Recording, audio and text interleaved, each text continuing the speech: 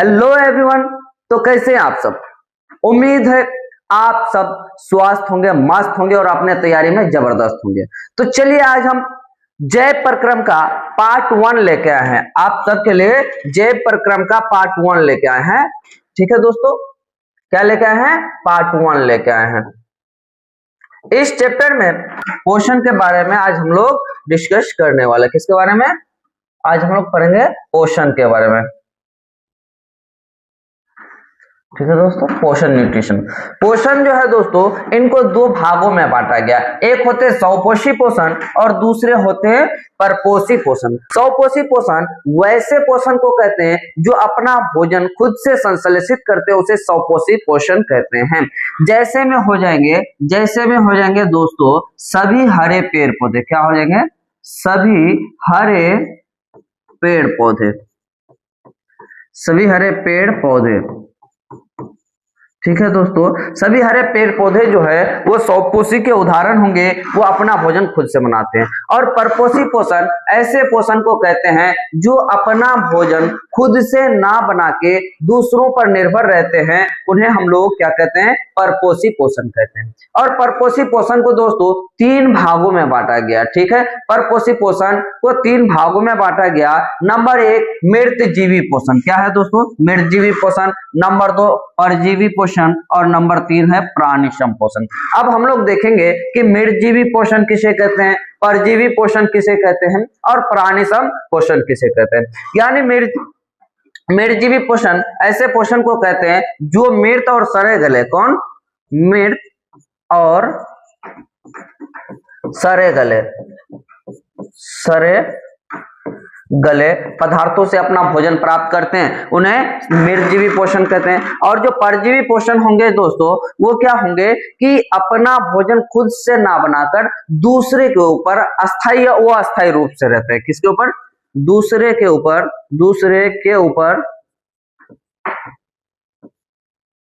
दूसरों के ऊपर अस्थायी या अस्थायी रूप से रहते हैं।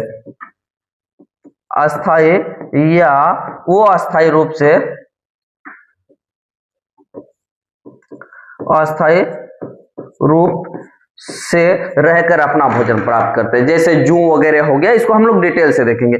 और प्राणिसम पोषण क्या होते हैं दोस्तों? जो अपना भोजन ठोस या तरल के रूप में ग्रहण करते हैं, जो अपना भोजन ठोस या तरल के रूप में ग्रहण करते हैं, उन्हें प्राणिसम पोषण कहते हैं। तो चलिए दोस्तों, अब हम लोग इनको डिटेल से देखते हैं कि मृतजीवी पोषण किसे कहते हैं। मृतजीवी पोषण किसे कहते हैं? इस प्रकार के पोषण में जीव मरे हुए एवं सड़े गले जीवों से भोजन प्राप्त करने की विधि को क्या कहते हैं दोस्तों? मृतजीवी पोषण कहते हैं। मृतजीवी पोषण में क्या होते हैं कि जीव जो होते हैं मरे गले और सड़े हुए पदार्थों से अपना भोजन प्राप्त करते हैं, उन्हें मृतजीवी पोषण कहते हैं। जैसे कि आप देख सकते हैं ब्रेड पर उगने वाली फफूंद। आप अगर ब्रेड में थोड़ा बहुत पानी डाल के उनको कुछ दिन के लिए छोड़ देते हैं तो उसमें आपको फफूंद देखने को मिलेगा दोस्तों। उसमें आपको क्या देखने को मिलेगा? फफूंद देखने को मिलेगा। और ये फफूंद जो होते हैं दोस्तों, ये मृतजीवी पोषण करते हैं। कैसा पोषण करते हैं? मृतजीवी पोषण करते हैं। उसके बाद आप कुकुरमुत्ता देखे होंगे, इनको गोबर का छत्ता भी कहा जाता है। क्या कहा जाता है? गोबर का छत्ता। आप लोग गांव देहात से अगर जो भी जुड़े हुए हैं, हम लोग क्या करते हैं दोस्तों, हम लोग गाय पालते हैं, 4-5 गाय पालते हैं। तो उनका जो गोबर होता है ना, उनको हम लोग क्या करते हैं? गोबर के मान में, यानी एक जगह उनको एकत्रित करते हैं, एक जगह उनको जमा करके रखते हैं। जहां पे क्या होता है कि हम लोग खाना वाना बनाते हैं, तो जो भी अपशिष्ट पदार्थ होते हैं, सब्जी के छिलका वगैरह, जो भी अपशिष्ट पदार्थ होते हैं और गोबर वगैरह, जहाँ पे एक जगह हम लोग जमा करते हैं, तो वहां पे इस तरह का आपको पौधा देखने को मिलेगा जिनका नाम कुकुरमुत्ता होता है। ठीक है, तो ये भी कुकुरमुत्ता भी क्या करते हैं? मरे और सड़े गले पदार्थों से अपना भोजन प्राप्त करते हैं। किससे? सड़े गले पदार्थों से अपना भोजन प्राप्त करते हैं। उसके बाद बैक्टीरिया हो गया, प्रोटोजोआ हो गया, ये सब के सब जो है दोस्तों मृतजीवी पोषण के उदाहरण है। आगे देखते हैं हम लोग कि परजीवी पोषण या फिर विषमपोषी पोषण किसे कहेंगे। परजीवी पोषण या फिर विषमपोषी पोषण किसे कहते हैं? देखिए दोस्तों, वह प्रक्रिया जिसमें जीव अपना भोजन स्वयं नहीं बनाते, जिसमें जीव जो है दोस्तों अपना भोजन खुद से नहीं बनाते बल्कि पोषण के लिए अन्य जीवित पौधों पर निर्भर रहते हैं, उसे क्या कहते हैं, परजीवी पोषण कहते हैं। उसे क्या कहते हैं, परजीवी पोषण कहलाते हैं। यानी अपना भोजन दोस्तों खुद से ना बनाकर दूसरे जंतुओं पर निर्भर रहते हैं, दूसरे पौधे या जंतुओं पर निर्भर रहते हैं, उसे परजीवी पोषण कहते हैं। ठीक है दोस्तों, जैसे कि आप लोग अपने माथा को खुजाते हैं कभी, या फिर कंघी में या नाखून में देखते हैं कि जू निकलता है, जिसको हम लोग जुआ कहते हैं, ढीला वगैरह, औरत के माथा में सबसे ज्यादा होता है। वो लोग क्या करते हैं, दो चार औरत आपस में बैठ जाएंगे, वो उनका माथा देखेंगे, उनका देखेंगे, ऐसे करके निकालेंगे और मारते हैं। ठीक है, तो जुआ क्या करते, अपना भोजन वो खुद से नहीं बनाया, मेरे द्वारा बना हुआ भोजन, मेरे ब्लड को वो खाते हैं। ठीक है, वो हमारे शरीर में अस्थायी रूप से या फिर वो अस्थायी रूप से रहते हैं। आप लोग अमरबेल देखे होंगे, जिसको हम लोग अमरबेल या फिर कसकुटा के नाम से जानते हैं। ठीक है दोस्तों, तो ऐसे जीव क्या करते हैं, अपना भोजन खुद से नहीं बनाते बल्कि दूसरों के ऊपर अस्थायी या अस्थायी रूप से रहते हैं। ठीक है, जैसे अब देखते हैं, आगे देखते हैं, ऐसे परजीवी जीव दूसरे जीव मेजबान करने का मतलब जिनके ऊपर है, अगर मेरे सर में अगर है जू है तो हम क्या हुए, मेजबान हुए। ठीक है, मेजबान के शरीर के अंदर या ऊपर रहकर उसे नुकसान पहुंचाए बिना या पहुंचाकर अपना भोजन तैयार करते हैं। ठीक है दोस्तों, चाहे जू को ही मान लो या अमरबेल को ही मान लो, जिस पर रहते हैं, जिस जंतु या जिस पौधे पर रहते हैं, या तो उसको नुकसान पहुंचाते हैं या फिर नुकसान पहुंचाए बिना क्या करते हैं, उसके ऊपर रहते हैं और अपना पोषण ग्रहण करते हैं। ठीक है दोस्तों, यह पोषण कवक, जीवाणु, कुछ पौधों जैसे अमरबेल तथा कई जंतु जैसे जू बोले तो दोस्तों, जू बोले तो जुआ हमारे जो माथा में होते हैं। उसके बाद जोंक, आप लोग भैंस देखें दोस्तों, गाय या भैंस देखते हैं, भैंस को जब हम लोग तालाब से निकालते हैं ना, उसमें ढेर सारा मच्छर आके बैठते हैं, उनको डसने का काम करते हैं, उनका ब्लड चूसते हैं। उसके बाद फीता कृमि हो गया, मच्छर रात में ऐसे हम लोग सोते हैं ना, मच्छरदानी नहीं टांगते ऐसे, कौन है रे भैया, ये मच्छर है, खून हमरा पिएगा तू है, तो मच्छर भी क्या है, परजीवी के उदाहरण है, वो हमारे ब्लड को, हमारे खून को चूसते हैं। ठीक है, वो अपना भोजन खुद से नहीं बनाते हैं। तो ऐसे जीव को क्या कहते हैं दोस्तों, ऐसे जीव जो है परजीवी या फिर विषमपोषी पोषण कहलाते हैं, जो अपना भोजन खुद से नहीं बनाते हैं। अब आगे देखते हैं हम लोग कि प्राणी संपोषण किसे कहते हैं। प्राणी संपोषण यानी पोषण का वह तरीका है जिसमें जीव अपना भोजन ठोस या तरल के रूप में ग्रहण करते हैं, उसे प्राणी संपोषण कहते हैं। प्राणी संपोषण ऐसे पोषण को कहते हैं जिसमें जीव क्या करते हैं, अपना भोजन या तो ठोस के रूप में ग्रहण करते हैं या तो तरल के रूप में, यानी सॉलिड या फिर लिक्विड के रूप में ग्रहण करते हैं। तो जैसे कि हम लोग हो गए दोस्तों, मानव हो गया, हम लोग अपना भोजन ठोस के रूप में भी ग्रहण करते हैं और तरल पदार्थों के रूप में भी ग्रहण करते हैं। जैसे कि हमें मिठाई खाना होता है, रसगुल्ला खाते हैं ना आप लोग, रसगुल्ला, हाँ चलिए, जैसे हम लोग मिठाई खाना होता है तो मिठाई कैसा होता है दोस्तों, तो मिठाई होता है ठोस, और वहीं पे हमको लस्सी पीना होता है तो लस्सी कैसा हो गया दोस्तों, हम लोग का तरल हो गया। जैसे मिठाई जो है,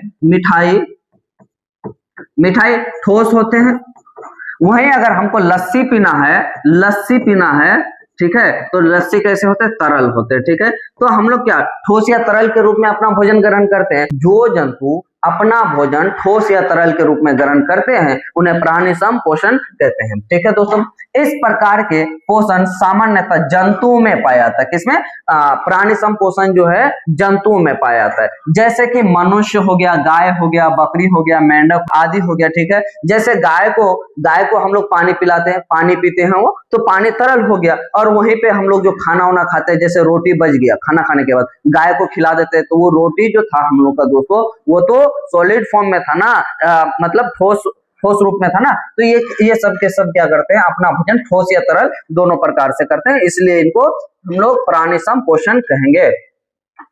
उसके बाद देखिए दोस्तों, भोजन के पसंद के आधार पर जंतु का वर्गीकरण। आप देख सकते हैं यहाँ ढेर सारा स्वादिष्ट भोजन लगा हुआ है, ढेर सारा क्या लगा हुआ है, स्वादिष्ट भोजन लगा हुआ है। तो बताइए, आप लोग एक कमेंट कीजिएगा कि आप सबका फेवरेट डिश कौन सा है, फेवरेट भोजन कौन सा है, आप लोग कमेंट में जरूर लिख के बताइएगा, ठीक है। तो भोजन पसंद के आधार पर जंतु को 3 वर्गों में बांटा गया। कितने वर्गों में दोस्तों? जंतु को 3 वर्गों में बांटा गया भोजन के पसंद के आधार पर।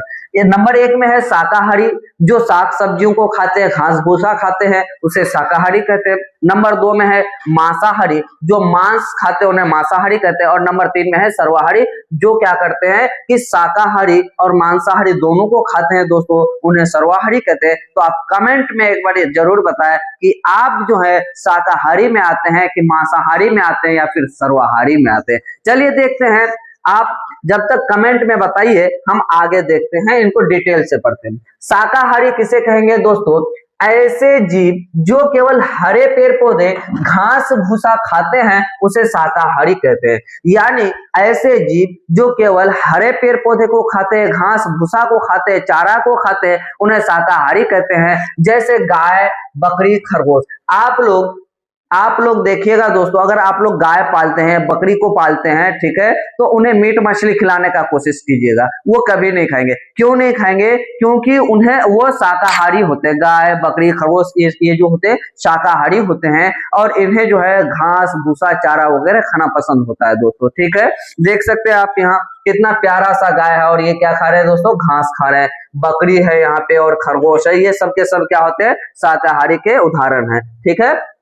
उसके बाद देखिए दोस्तों, मांसाहारी किसे कहते हैं? जो जीव या व्यक्ति पशु पक्षियों से प्राप्त भोजन, किसे? पशु पक्षियों से प्राप्त भोजन।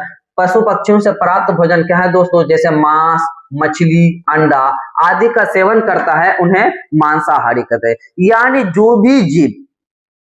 जो भी जीव मांस का सेवन करते हैं, मांस खाते हैं, चाहे पशु पक्षी का मांस खाए, मछली खाए, अंडा खाए, ऐसे जीव को क्या कहते हैं दोस्तों? मांसाहारी कहते हैं, ठीक है। इसका एग्जाम्पल में अगर देखा जाए तो आप देख सकते हैं शेर, ये जो है ना शेर, लायन। सुरजापुरी में एक कहावत है, बता दे क्या? कि शेर भूखा है मोरे आवे, शेर भूखा है मोरे आवे लेकिन वहां घास नहीं खावे, ठीक है। चलिए, तो ये क्या है दोस्तों? शेर भूखा मर जाएगा लेकिन घास नहीं खाएगा। और ये क्या है? टाइगर है। ये भी क्या होते हैं दोस्तों? ये भी मांसाहारी होते हैं, ठीक है। और ये आपका जो है दोस्तों कैट है, कैट, बिल्ली के बारे में एक इंटरेस्टिंग फैक्ट बता देते हैं दोस्तों। बिल्ली जो है ना, बिल्ली नींबू से नफरत करते हैं, नींबू से नफरत करते हैं,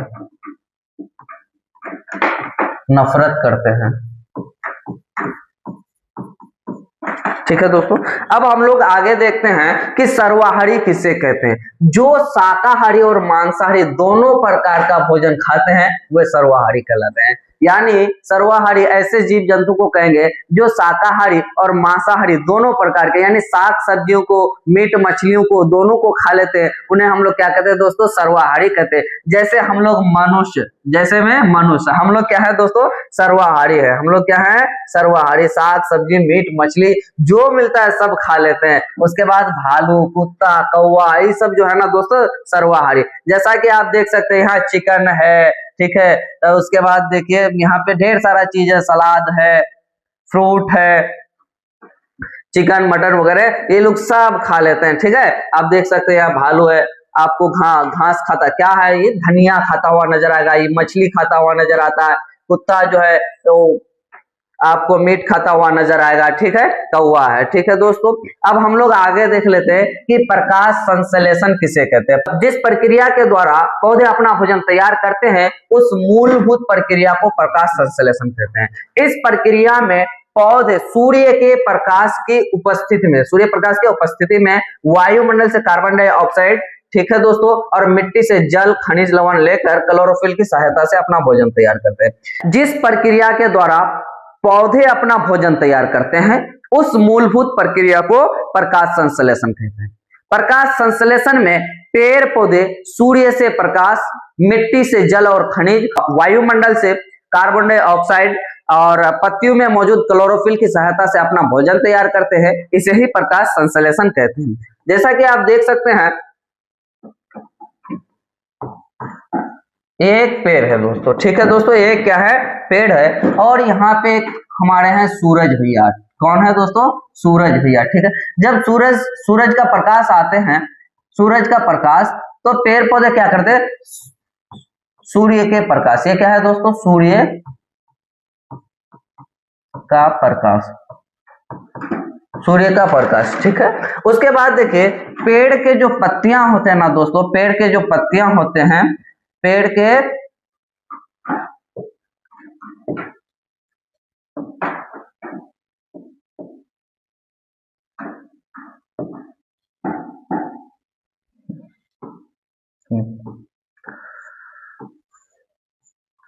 पेड़ के जो पत्तियां होते हैं ना दोस्तों, इसमें मौजूद होते हैं क्लोरोफिल। क्या मौजूद होते हैं इसमें? क्लोरोफिल।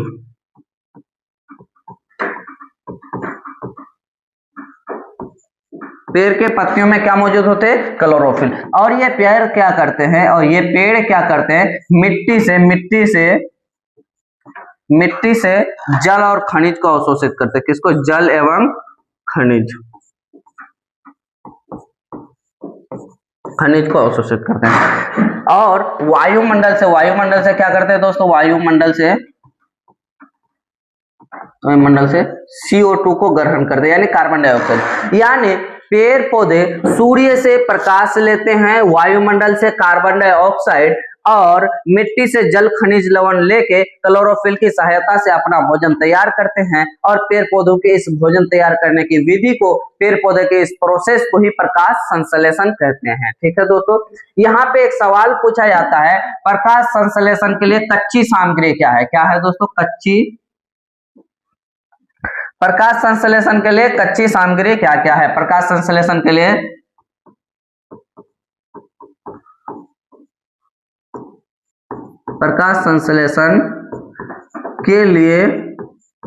कच्ची सामग्री क्या है? कच्ची सामग्री क्या है? ठीक है दोस्तों, तो प्रकाश संश्लेषण के लिए कच्ची सामग्री क्या क्या है? नंबर 1 सूर्य का प्रकाश। उसके बाद दोस्तों नंबर 2 कार्बन डाइऑक्साइड। नंबर 3 जो है, इनके पत्तियों में मौजूद होते हैं क्लोरोफिल।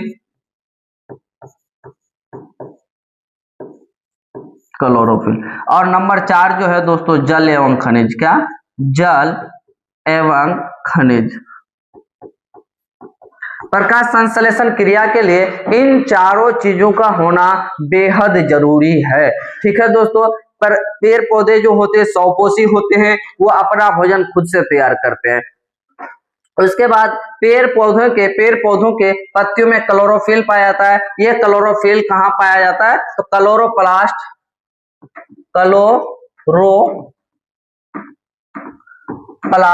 या हरित लवक में, या फिर कहा दोस्तों? क्लोरोप्लास्ट या हरित लवक में क्लोरोफिल पाया जाता है। क्लोरोफिल कहाँ पाया जाता है? क्लोरोप्लास्ट या फिर हरित लवक में क्लोरोफिल पाया जाता है। उसके बाद सभी हरे पेड़ पौधे में प्रकाश संश्लेषण करने की क्षमता होती है। यानी इस दुनिया में, इस ब्रह्मांड में, इस प्रकृति में जितने भी हरे पेड़ पौधे हैं दोस्तों, उन सब में प्रकाश संश्लेषण करने की क्षमता होती है। उसके बाद कुछ पौधे जो प्रकाश संश्लेषण की क्रिया नहीं करते हैं, निर्जीवी कहलाते हैं, निर्जीवी या परजीवी कहलाते हैं। कुछ पौधे ऐसे होते हैं जो प्रकाश संश्लेषण की प्रक्रिया नहीं करते हैं, तो वो पौधे मृतजीवी या फिर परजीवी कहलाते हैं। जैसे आप देख सकते हैं गोबर का छत्ता जो होते हैं दोस्तों, क्योंकि प्रकाश संश्लेषण क्रिया होने के लिए इनके पत्ती हरे रंग का होना चाहिए, या फिर इनके पत्तियों में क्या होना चाहिए? क्लोरोफिल होना चाहिए, जो कि गोबर का जो छत्ता होता है उसमें नहीं होता है दोस्तों। और गोबर का छत्ता जो है मृतजीवी पौधे के उदाहरण में आते हैं, क्योंकि वो मरे हुए और सड़े गले पदार्थ से अपना भोजन तैयार करते हैं। उसके बाद आप देख सकते हैं अमरबेल जो है दोस्तों, ये परजीवी के उदाहरण में आते हैं। ये अपना भोजन खुद से संश्लेषित ना करके दूसरों के द्वारा बनाया हुआ भोजन को ग्रहण करते हैं। ठीक है, प्रकाश संश्लेषण के दौरान बना भोजन ग्लूकोज के रूप में जमा होता है। प्रकाश संश्लेषण के द्वारा बना भोजन ग्लूकोज के रूप में जमा होता है। C6H12 O6।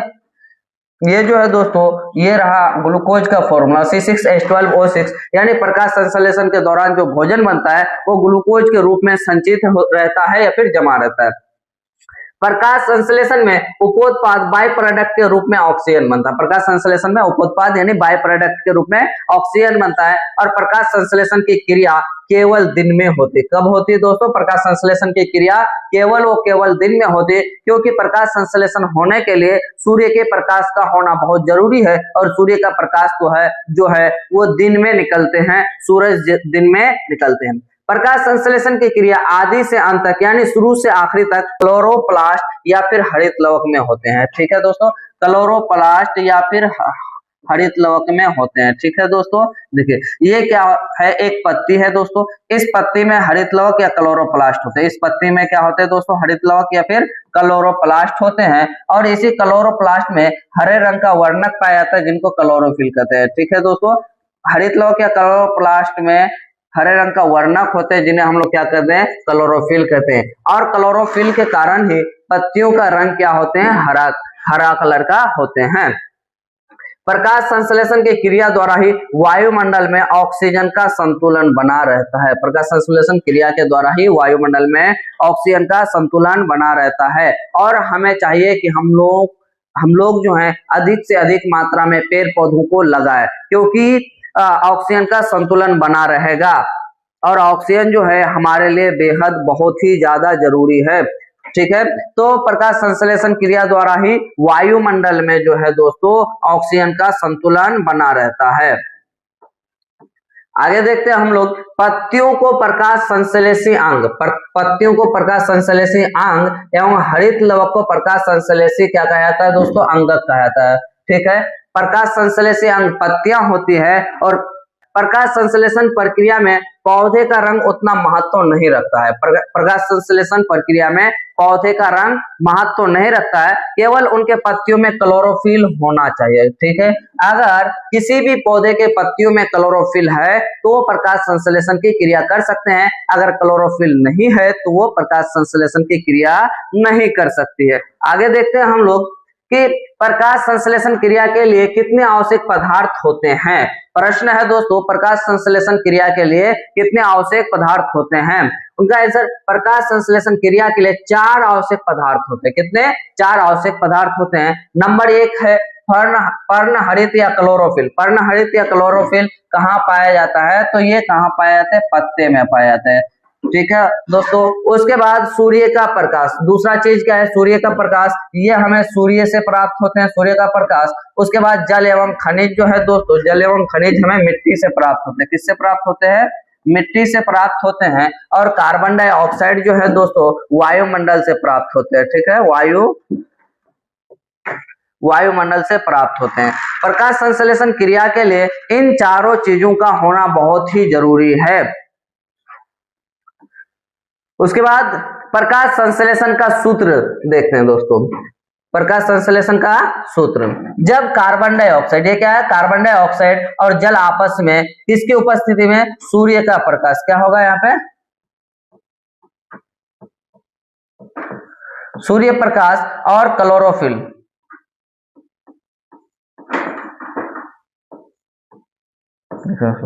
जब कार्बन डाइऑक्साइड और जल सूर्य प्रकाश और क्लोरोफिल की उपस्थिति में अभिक्रिया करते हैं, रिएक्शन करती है, तो किसका निर्माण करते हैं? ग्लूकोज का निर्माण करते हैं।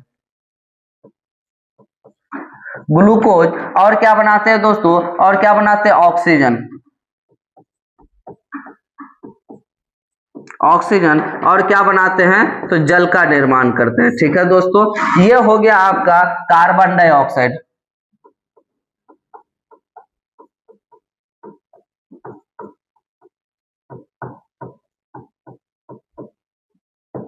Carbon dioxide. और ये आपका जल का सूत्र हो गया। किसका सूत्र हो गया दोस्तों?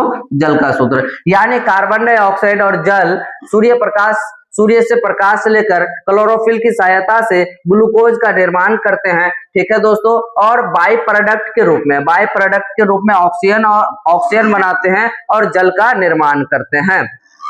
आगे देखते हैं प्रकाश संश्लेषण प्रक्रिया के चरण, यानी कितने चरणों में प्रकाश संश्लेषण होते हैं, प्रकाश संश्लेषण प्रक्रिया के कितने चरण होते हैं। तो नंबर 1, क्लोरोफिल द्वारा प्रकाश ऊर्जा को अवशोषित करना, यानी क्लोरोफिल क्या करते हैं, सूर्य के प्रकाश को अवशोषित करते, सूर्य के प्रकाश को एब्जॉर्ब करते हैं। क्लोरोफिल का काम क्या है, सूर्य के प्रकाश को एब्जॉर्ब करना, अवशोषण करना। नंबर 2, प्रकाश ऊर्जा को रासायनिक ऊर्जा में रूपांतरित करना, प्रकाश ऊर्जा को रासायनिक ऊर्जा में बदला जाता है। ठीक है दोस्तों। उसके बाद जल के अणुओं का हाइड्रोजन तथा ऑक्सीजन में अपघटन, यानी जल के जो अणु होते हैं, मिट्टी से जो पेड़ पौधे जल को एब्जॉर्ब करते हैं, उनको क्या करते हैं, हाइड्रोजन और ऑक्सीजन में अपघटन करते हैं। कार्बन डाइऑक्साइड का कार्बोहाइड्रेट में अपचयन, कार्बन डाइऑक्साइड को कार्बोहाइड्रेट में अपचयन किया जाता है। आगे देखते हैं दोस्तों कि रंध्र या स्टोमाटा क्या होते हैं। रंध्र या स्टोमाटा, पत्तियों की बाहरी त्वचा में रंध्र या स्टोमाटा मौजूद होते हैं। पत्तियों के बाहरी त्वचा में रंध्र या स्टोमाटा मौजूद होते। रंध्र के कारण ही पत्तियां कार्बन डाइऑक्साइड ग्रहण करती है और ऑक्सीजन को छोड़ती है। ठीक है दोस्तों। पत्तियों के बाहरी त्वचा में अगर आप देखिएगा, जूम करके देखिएगा, तो इस तरह से छोटे छोटे छिद्र होते हैं। क्या होते हैं दोस्तों, इस तरह से छोटे छोटे छिद्र होते हैं, जो आपको नंगे आंखों से नहीं दिखाई देंगे। इनको देखने के लिए माइक्रोस्कोप की आवश्यकता होती है। ठीक है। पत्तियों के बाहरी हिस्से में इस तरह के छिद्र होते हैं, जिन्हें हम लोग क्या कहते हैं, स्टोमाटा कहते हैं, और हिंदी में इसे कहते हैं रंध्र। क्या कहते हैं दोस्तों, रंध्र कहते हैं। जिस तरह हम लोग अपने नाक से सांस लेते हैं, ठीक उसी प्रकार से पत्तियां भी किससे, स्टोमाटा से सांस लेती है। किससे सांस लेती है, स्टोमाटा से सांस लेती है। ठीक है दोस्तों। ये सांस कैसे लेते हैं, तो पत्तियों में जो स्टोमाटा होते हैं, पत्तियों के जो स्टोमाटा या रंध्र होते हैं, वो क्या करते हैं, कार्बन डाइऑक्साइड को ग्रहण करते हैं, कार्बन डाइऑक्साइड को ग्रहण करते हैं, और पेड़ पौधे हमें क्या देते हैं, तो पेड़ पौधे हमें ऑक्सीजन देते हैं। ठीक है दोस्तों, एक बार फिर से इनको रिवाइज कर लेते हैं।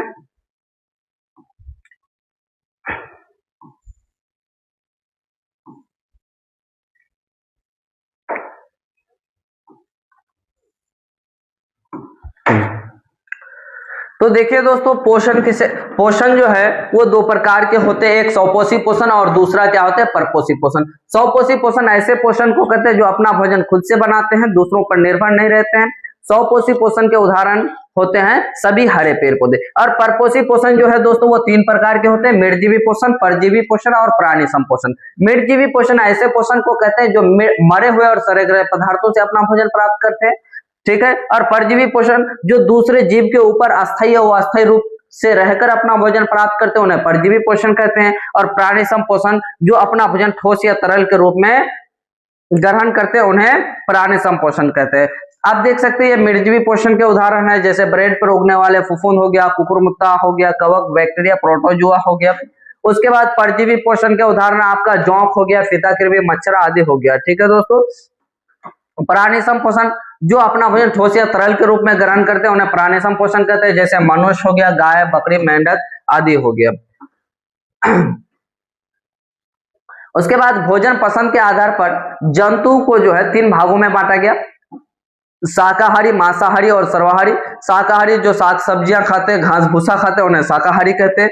मांसाहारी जो मांस खाते हैं, पशु पक्षियों के मांस खाते हैं, अंडा खाते हैं, उन्हें मांसाहारी कहते हैं। और सर्वाहारी जो है दोस्तों, वो शाकाहारी और मांसाहारी दोनों को खा जाते हैं, उन्हें सर्वाहारी कहते हैं। ठीक है दोस्तों। उदाहरण आप देख सकते हैं, जैसे गाय, बकरी और खरगोश जो है, ये सब कैसे है, शाकाहारी होते हैं।